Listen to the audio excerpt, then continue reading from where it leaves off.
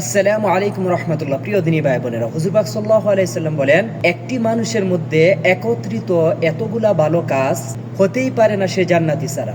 হুজুর পাক সাল্লাল্লাহু আলাইহি সাল্লাম মসজিদে নববীর মধ্যে ফজর নামাজের পরে সব সাহাবীগণকে একত্রিত করে জিজ্ঞাসা করতেছেন, আজকে তোমাদের মধ্যে কে রোজা রেখেছে এবং কে ক্ষুধার্তকে খানা খাওয়াইছে এবং কে রোগী দেখতে গেছে।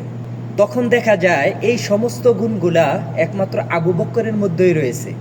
তখন হুজুর পাক সাল্লাল্লাহু আলাইহি সাল্লাম বলেন যে একটি মানুষের মধ্যে এত ভালো কাজ একত্রিত হওয়া সম্ভব না সে জান্নাতি হওয়া ছাড়া।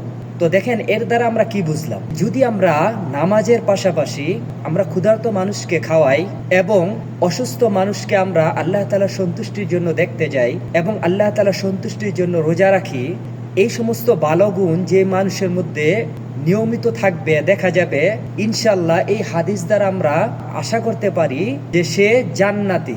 আল্লাহ তাআলা আমাদেরকে ৫ ওয়াক্ত নামাজের পাশাপাশি এই সমস্ত ভালো কাজগুলা আল্লাহ তাআলার সন্তুষ্টির জন্য করার তৌফিক দান করুক। আমিন।